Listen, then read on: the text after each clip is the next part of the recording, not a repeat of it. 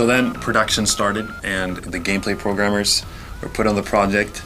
They started analyzing, of course, the original game. We had to reverse engineer everything, measure how fast the arm goes out when you shoot it out, how fast you swing back and forth, how fast you run across the ground, at what speed you fall down and everything. We had to kind of lock down the camera for a side scroller view and build the world from square blocks, just as the original game. Although we built it not only vertically and horizontally, but also in depth to create a real 3D background, and make it as beautiful as we could. In the beginning, the game wasn't beautiful at all, of course, but then later on, when we started merging the new building blocks and props that the graphics team had built, then it started looking really good.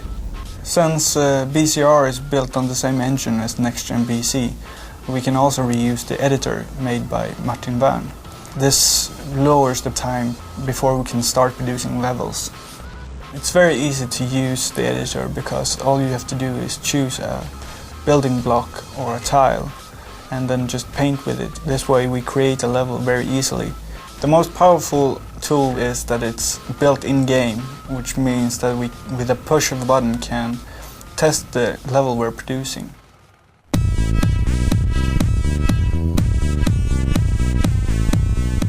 My role changed throughout the project, and later on I moved on to doing more of a sort of, actually taking the models, the drawings into modeling stage, and sitting with the artists doing the graphics, the 3D models, and made sure to take a look at the drawings and what kind of details we need to focus on, and what details were too detailed, too complex to be readable in a small platform game. I try to keep the design of the characters as simple as possible, but also trying to add elements which you can clearly see separates the different body parts, like the lower leg from the upper leg and such. Most of the time we get an opportunity to talk a little bit about each character, what they're supposed to do in the game. So if you don't like the direction he's taking, you can argue with him for a while. Discuss how it works in the game, how the character's going to work in the game. The biggest challenge for me was to make things work, because they're so small on the screen.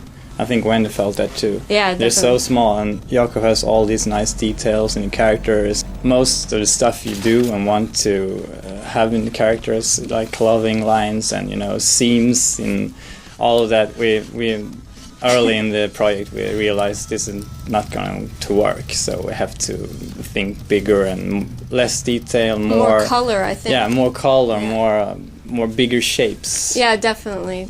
Which as an artist, you see all these details on the concepts and you want to add them so badly, but you don't see it in the game. But that's an art in itself. Yeah. Bits and pieces on every character glows just to make the movement more fluid and also in the different environments too, because we're dealing with different lighting environments as well, and these low detail. It's crazy environment. Jakob and Stellan makes color go to the limit. Actually, definitely with the lighting, and so we have to keep it simple, even more simple, I think, on the textures.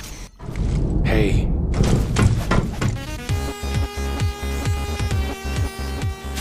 The neutral zones in the original game weren't that interesting, so I started thinking that maybe we could add some kind of an obstacle course in each one of these zones, so that you can go there and practice your bionic arm skills.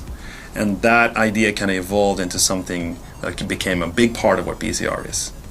Challenge rooms are rooms filled with obstacles where you need to take the player from point A to point B as fast as possible.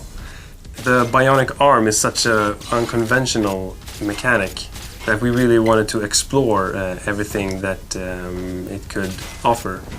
What we had in mind when we started building these rooms were old NES games like Solomon's Key, Wrecking Crew, Ice Climber.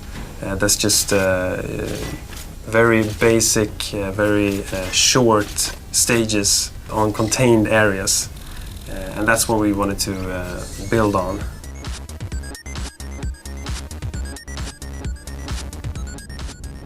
Old NES games, almost all of them have great music. Capcom has a history of having, pretty awesome music in all their games. I have the honorable task of writing the music for BCR, and of course, I want to keep all the music from the original in there.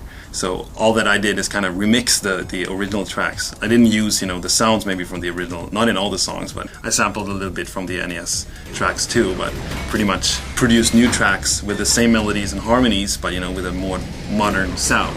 That would sound a little bit more like modern breakbeat or big beat or house or whatever. I love the music from these old games, like the Capcom games. And then when I was a little kid, back in grade school, I would record the music from my video games onto my cassette player so that I could listen to the music even when I wasn't playing the game.